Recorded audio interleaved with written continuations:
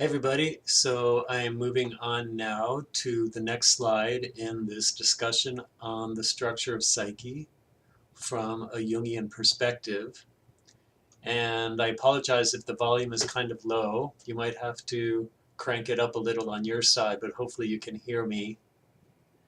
This is the best that my mic can do at the moment. So we're moving on to a slide called the emergence of containing presence, and also the emergence of the ego.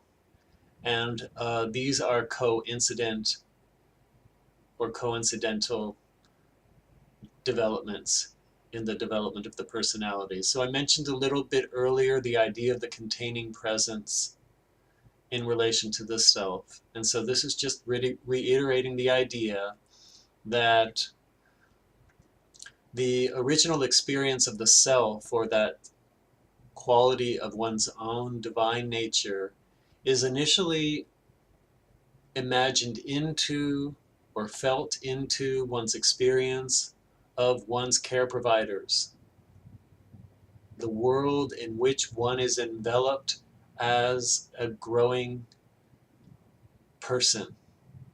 So that's one's father, one's mother, family, tribe, teachers, and later people in the community, spiritual leaders, governmental leaders, and then later on in development that might even be one related to one's spiritual path, spiritual teachers, nature, the cosmos, and the divine in the most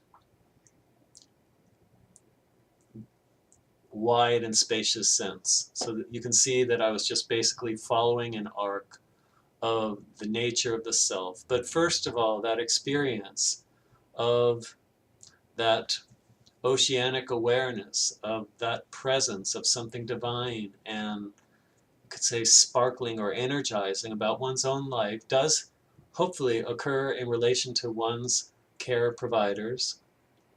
And necessarily there are projections onto the care providers, which is partly what makes that role so incredibly important and challenging.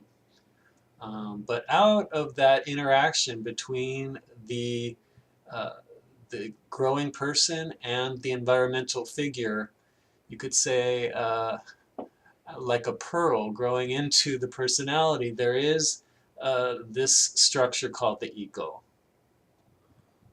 Okay, and the ego does have an archetypal basis, meaning that everyone would, under the right conditions, develop an ego of one kind or another. It's not predetermined what kind of ego one would have, but that one would have an ego, which is to say that one would have the capacity to identify as a person in the world, that you would say, this is me, my name is Matt, I come from Miami, etc. That's all ego, I.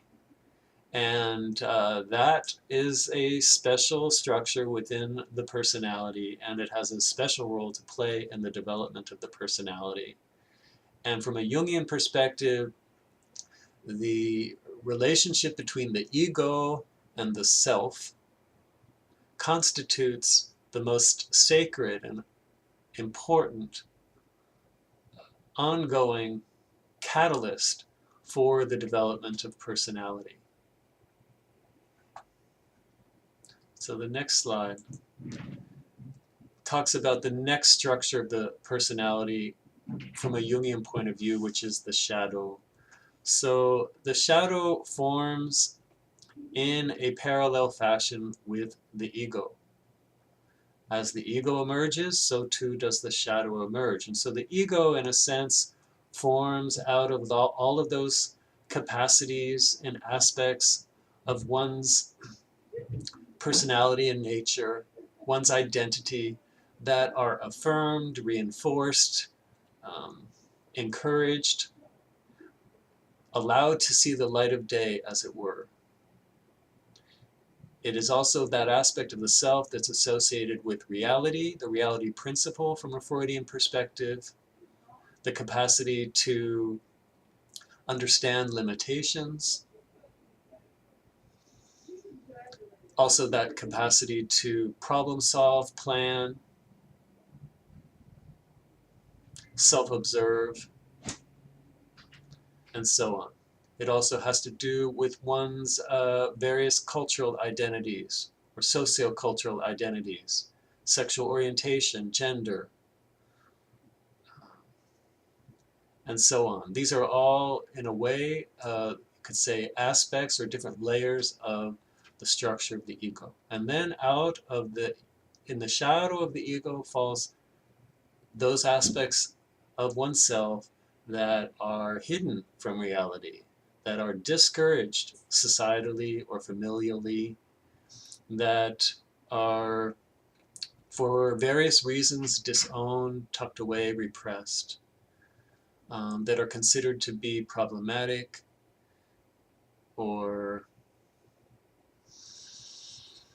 dangerous to present to the day world. So in a sense, those aspects of the self go into hiding, go into the night world, as it were, and go into the unconscious.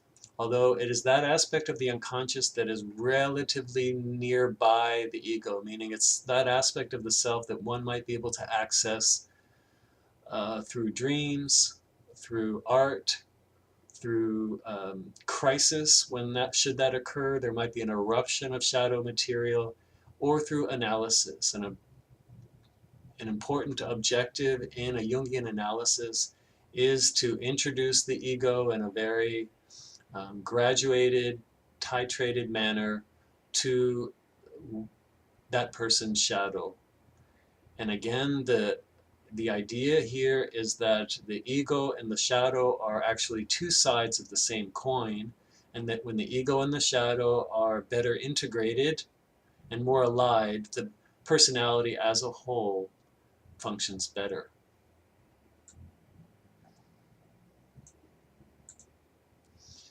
Now I'm moving on to the next slide, and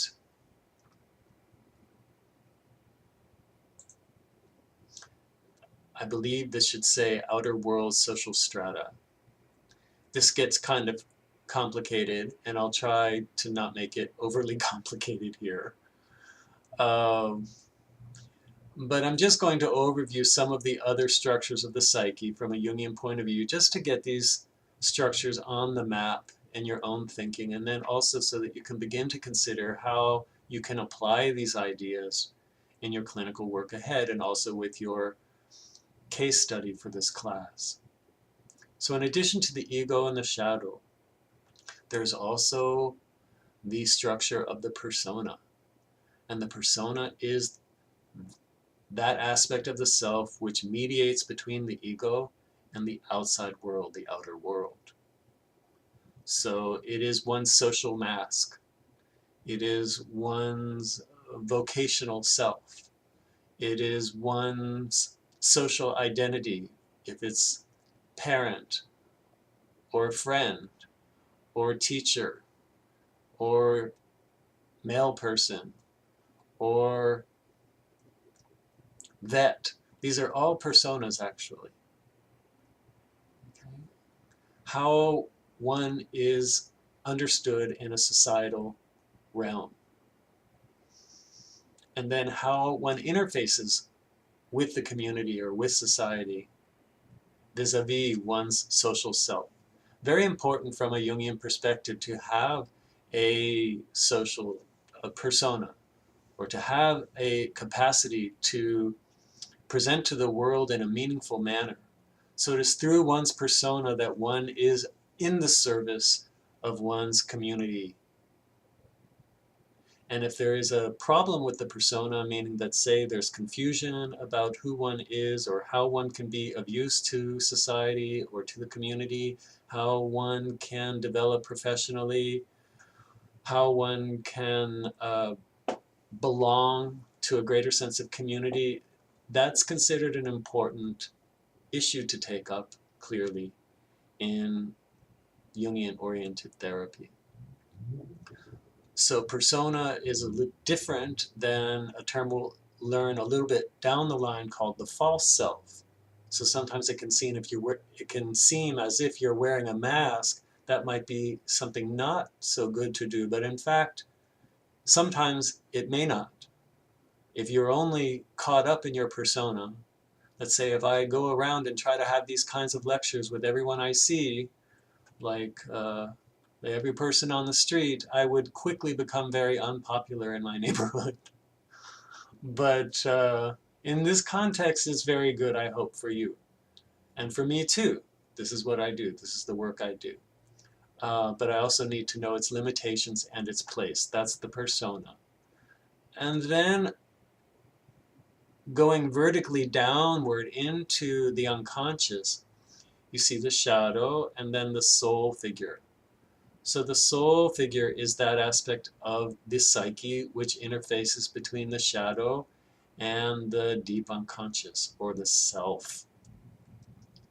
The soul figure is discussed in Jungian literature as the anima, which is the feminine within a masculine personality, or the animus, which is the masculine within a feminine personality. And this week you'll also do some reading, which is looking at a third way of understanding the soul figure, which is the double, which is a same-sex figure within the unconscious. These are all different ways of showing that figure within the unconscious that calls the ego, that calls the greater personality to pay attention to the mysteries of the world within. And normally the mysteries of the world within are captured in a romantic light. So Jung discussed a lot the anima in a heterosexual configuration, which is to say the soul figure personified as a woman, and the heterosexual male is attracted romantically to the woman and will go on a perilous journey into the heart of darkness, through the woods, over the seas, through great battles, and so on, to try to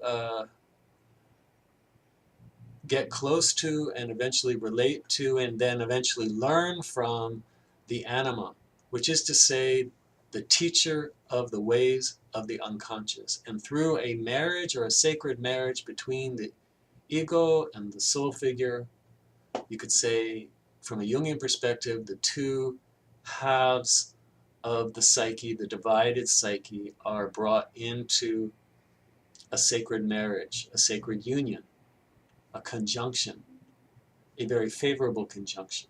Of course, that then falls apart and then it needs to come back together and so on, and that partly is an engine of consciousness.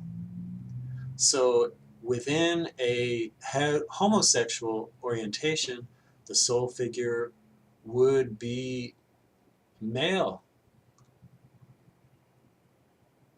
for a homosexual male and female for a homosexual female. And for a bisexually oriented person, it is theorized that the soul figure would show up as either male or female. So what this begins to open up, however, is an appreciation of that structure within the psyche that is archetypally oriented toward helping the personality wake up to and, in a sense, be in love with the process of becoming whole, of evolving. And what's so fascinating about that is that all of us know, most likely from our own experience, that the ordeal of waking up is usually felt as anything but very sexy and romantic at times. And yet how beautiful and exquisite to have an appreciation of the underlying romance of the whole experience. So even if one is in a state of hell, to know that ultimately there is a way through, which is to become right with oneself again, is to realize and reconnect up with one's own divine nature. And how does one do that? Partly by remembering how to love. And so this is a love that is an erotic and romantic love that, yes, does apply to who one becomes intimate with sexually and so on, and yet it also points toward a more transcendental aspect of romantic love too, which has to do with the experience of becoming spiritually awakened. It's a very interesting and major departure from Freud's view of erotic love, but it certainly does build on it in a very important way. So that is the ego, the shadow, the persona, and the soul figure. And I'm going to briefly go to the next slide and talk about typology. Typology could be a much longer discussion, and it looks like the slide just got infinitely more complicated, so I'm going to try to not make it so. But basically, Jung saw that the personality tends to fall into 4 relatively universal patterns of self-expression, 4 different ways of interpreting one's own internal experience and the external world's experience, and conveying and relating that experience to others. And so there are 4 main types. One type is, I don't have it written out here, but you'll see this in the Edinger readings. One type is thinking, one type is feeling, one type is intuition, and one type is sensation. Those 4 types. So you could say that each person has all of those 4 types, just like you have handedness, left-handedness, right-handedness. And that each person has a primary type. And if you take the Myers-Briggs test, and I think there's a link for that, you can see roughly what your major type is. And let's say your primary type is feeling. That would be at the top of the circle here.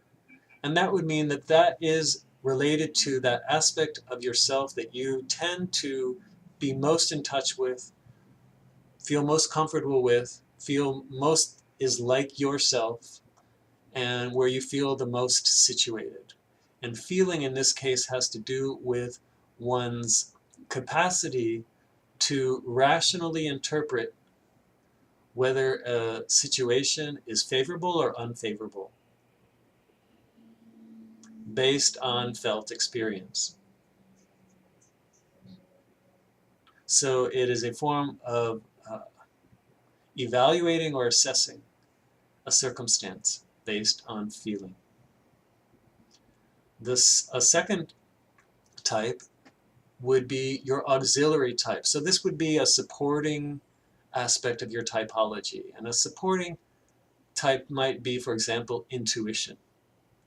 And that would be over where it says auxiliary too. And so let's say then intuition is that aspect of the self that's capable of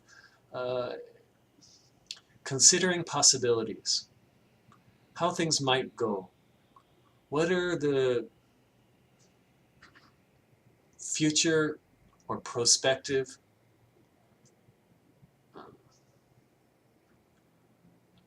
possible directions? So for example,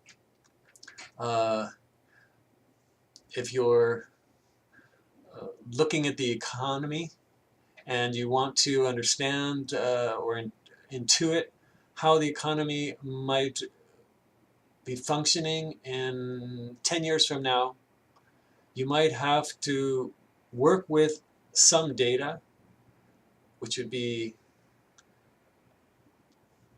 facts and figures and so on, but then you also have to intuit or imagine into the future how things might be. So you might imagine into the future that we're going to have to rely more heavily on sustainable energy, and that even though we may not have the capacity to know exactly how that's going to go, we can all intuit, we can imagine that there will be a future society in which that will be the norm. And science fiction, in a sense, enjoys playing with intuition in that respect. What will the world be like, and so on. And that is some part of our personality, is continually intuiting. The third auxiliary is, we could say in this case, the example would be sensation. So sensation and intuition follow along on one axis. They're considered in a sense to be bipolar or opposites in a sense. So on the one hand, intuition is working with possibilities. Remember I talked about facts and figures? That's sensation on the one hand. Just concrete evidence. The earth, the element of the earth, what you can see through your five senses, organizing the environment around you in a very physical manner. That's sensation. And so everyone needs that capacity as well. That's the capacity to organize your desk, to work in your garden, to work with a tool, to play an instrument, etc., to drive a car. That's all sensation, function. Very helpful.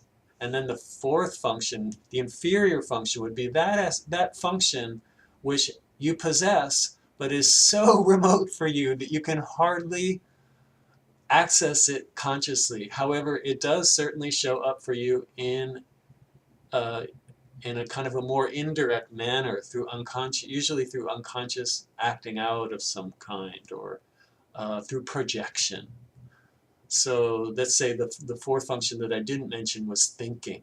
And thinking and feeling would be on opposite poles too. So let's say if I'm a primary feeling type, thinking for me, which is that capacity to categorize, to organize facts and figures according to their distinct I'm not a thinking type, I don't think. Even though thinking is not the same as the capacity to use one's intellect, but it's a particular way of organizing intellectual information, categorizing, and then finding more and more nuances of categories. Jung was a thinking type, I believe. And so if you read his work, you'll start to see that he just enjoys going further and further into categorizing each of these different aspects of the psyche. And that's his thinking function at work. Now, if you have an inferior thinking function, you might hook up with somebody who is very strong in that respect, and then idealize them and think, wow, that person really has this amazing capacity that I wish I had. Now, from a Jungian perspective, the opportunity there is to eventually start to develop one's own inferior function, often in the later half of one's life. One is thrown into experiences. Perhaps let's say if I have an inferior thinking function, here I am as an instructor, and I am, even though it's a little bit frustrating in a sense to not feel like I have as much flow in that aspect of my personality, it's very helpful for me to nevertheless challenge myself in such a way that brings that aspect of myself out. And ultimately, what one attempts to do over a lifetime is to become balanced in one's ability to access all of the functions. And then finally, there are the two attitudes, extroversion and introversion, and I'm going to end here. But I think we're more familiar with these ideas. And introversion tends to do with one's orientation toward the inner world, or towards one's internal life, and organizing one's sense of self on that basis. And then for an introverted person, the external world, in fact, seems rather more alien by comparison. and socializing and being at large events where there are lots of people, and having to project oneself in a manner that's kind of um, distant from connecting to one's inner life can be felt as threatening.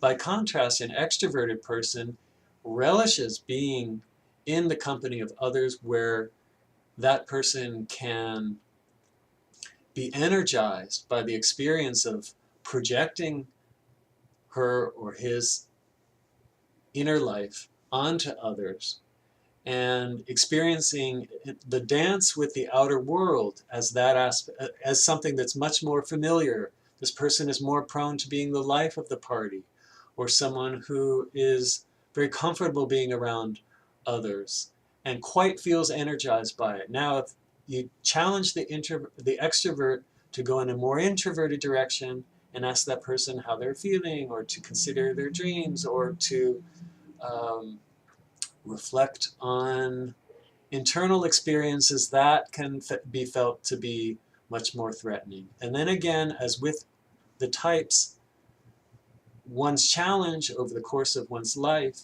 is that, say, if you're extroverted, is to learn to access the more introverted aspect of yourself. If you're more introverted, practice extroverting.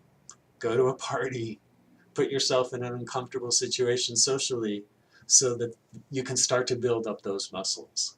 So I hope this has given you a little bit of an overview of a Jungian approach to the personality and how it can be a really fascinating template for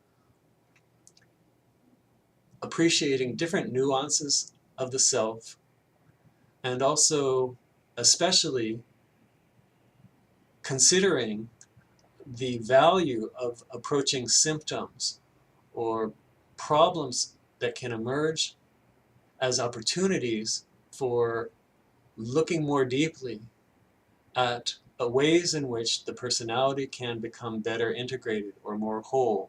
Because consider that those symptoms are perhaps eruptions of shadow. And what is shadow but yet another aspect of the self? And what better to do with an aspect of self than to own it or become friends with it and hopefully become more whole in so doing. That's all for now.